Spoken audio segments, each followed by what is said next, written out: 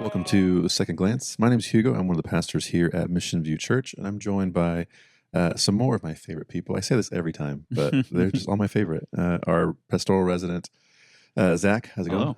Good. And our director of operations. Hi, Michelle. Hi. Welcome back. This is your second time? Third Yes, time? second. Will there be a third? Maybe. Let's go. We'll see how the conversation Yeah, we'll goes. speak that into action. I like that. We'll live by faith a little bit. Super cool.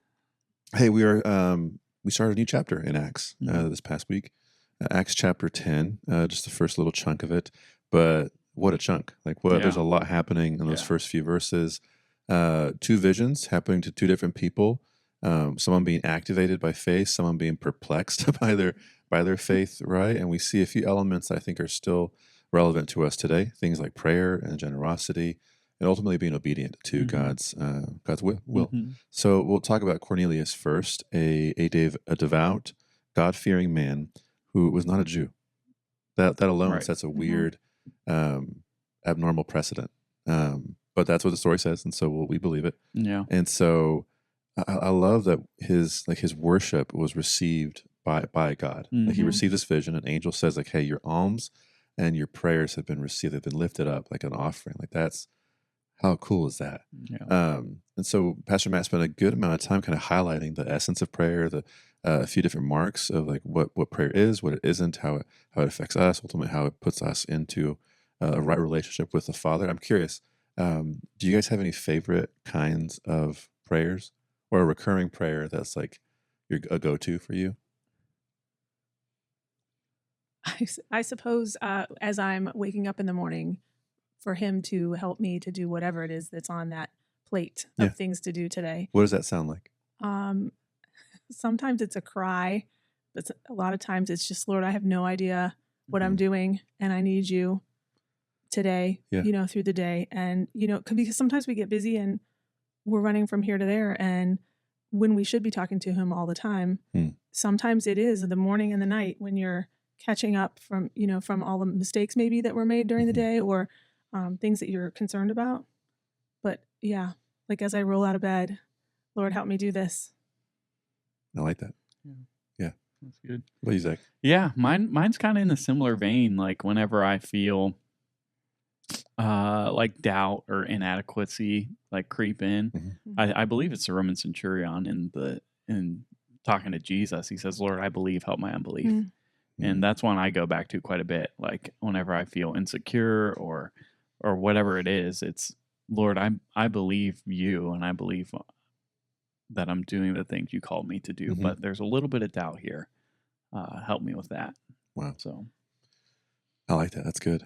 I have one. I pray this every time I step foot here. When I'm walking in from the parking lot, before I walk into the doors, I ask God to give me wisdom and keep me humble.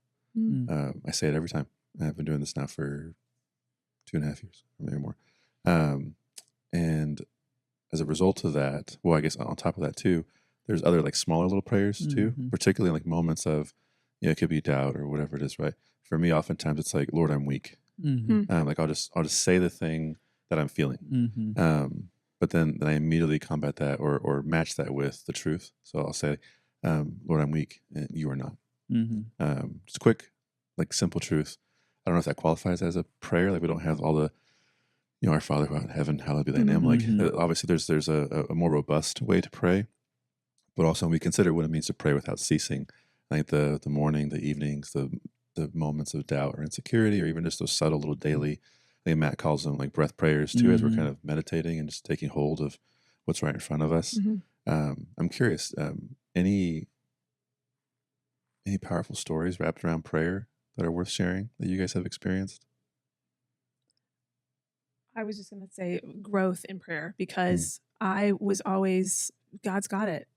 I don't need to tell him anything. Yeah. He knows it all, and he knows what I need. He knows where we are in our marriage. He knows, what my daughter needs, all of those things. And just in studying and doing Bible studies and talking with people at church, I realize I'm still not great at it. When I'm in the middle of something, I'll go, God help me. Mm-hmm. But for the most part, it's the morning and the evening, and which is far more than I did when I first became a Christian. I just thought he knows it all. He has it all in his hand. So I don't need to. But that's not true. But it took years. That's a process. Wow. That's good. Zach, anything? Yeah. For me, the story that came to my mind is my grandma. She had breast cancer, and she went through that whole battle. And the first time she had it, she didn't have to deal with chemo or anything like that. They just went the natural route, and it ended up going away. And they're like, if this comes back, you will have to go through chemo. And she dreaded it. She did not want it to come back. Well, it ended up coming back, and they took the biopsy, and they're like, yep, you have it. You're going to have to go through chemo. So she was preparing for that. She got wigs and stuff. And through the whole time, we were just praying and praying. And then when she went back in to get examined again, the doctor's like, we can't find anything. Like, we don't know what happened, but we can't find cancer. We're going to have you come back in one more time, just to double check. And yeah, they came back in, and my grandma got to use that as a witnessing tool. But yeah, the doctor's like, I can't explain it to you. You're cancer free. She never had to go through chemo, and she's a very faithful person. So she's like, I can explain it. Wow. She's like, we were awesome. Praying about this, and the Lord has taken it. And the doctor was just like, well, yeah, I don't know, but yeah, that's awesome. That's the story that came to my mind. That's really cool. What's the weirdest thing you've ever prayed for? Anything coming to mind? Goodness, yeah, I don't know about that one. Weird it had or be, strange? It had to be like something when I was a kid or something. I just think sometimes you meet people in Bible study that maybe that are very newer to faith, and they'll ask you to pray for some really strange, that's good. Yeah, things that you wouldn't normally pray for. Let's just put it that way. So I think I've done that before, and I thought, I can't believe I'm praying for this. But. Yeah. Like praying for someone's cat. Yeah. Kind of, yeah. It was a dog. No, that's a true story. That's a true story. I've prayed for someone's cat. Yeah. I didn't want to do it. I'll be honest, I did not want to do it. Lots of goldfish prayers going out right now. I bet. Side note, I bet there's a lot of goldfish prayers happening right now from our most recent Fall Fest. The look on some of these parents' faces. Sorry, not sorry. But that was the best part of the weekend. But yeah, may the goldfish live and endure. In Cornelius's his worship, his prayer life is highlighted, and that is a fragrant offering before the Lord. But also his generosity, like he's giving alms, he's helping people, he's caring for people. I don't know. Can we make any do we have any day-to-day correlation between like a healthy prayer life and what that does to someone's? It could be random acts of kindness or generosity. Have you guys seen that play out in your life in any meaningful ways? Yeah, I mean, I think as we don't really get we get the idea of who Cornelius was in his prayer life and his almsgiving. We don't get an idea of how he got there. So I think this is something that molds and shapes over time, with both our prayer life and our generosity. Yeah. I think when we're at a point when we're young in our faith, we want to hold on to our things, and things are material. And then as we delve more into spiritual things and prayer and our relationship builds with the Lord, we realize, these material things don't really matter. And rust and moths are going to destroy these things. And we're now building up treasures in heaven. And what does that look like? That looks like exactly what Cornelius is doing.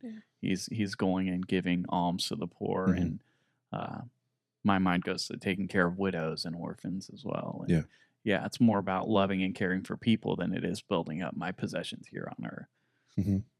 Yeah, there's humility wrapped in that, right? I think a sense of compassion and mercy in loving people. I think then seeing people the way that God sees people and loving people accordingly. I think that's what kind of comes to mind for me. Right. And even thinking through, we were talking about this as we were kind of unpacking the sermon earlier with the pastors and Matt, that we don't know. In fact, it's pretty clear. Cornelius isn't necessarily, by our definitions, he's not saved yet. Right. And as he meets Peter later, we kind of see some that rest of the story unfold. Yeah. Spoiler alert, we'll get into that next week too. Yeah. The story continues. I think it's cool though that what we know about him at the start is that he's God-fearing, like he's faithful, and then therefore, like you start seeing these actions come out into play, like his worship, his prayer, his generosity. Versus it would sound different, feel different if he didn't know what was going on, so you're just going through the motions. And like, oh, they're generous. Okay, here's my money.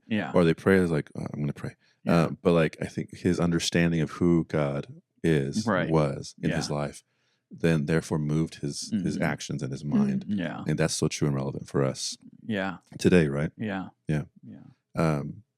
Peter's vision, a little different, a little more abstract in some ways, and definitely pushing up against culture and heritage and tradition with what is clean, unclean, his convictions on like where Jews could go and not go, what they could eat and not eat. And so the beauty in what's about to happen, or what we see as the story unfolds, where now Peter the Lord is still challenging Peter to like step into areas that he still seems somehow reluctant to go. It's like, no way, by no means, Lord, I'm not going to eat that. It's like, this is Peter. Like, he's already had the water in the boat. He's already had the denial 3 times. He's already been restored. He's already preached.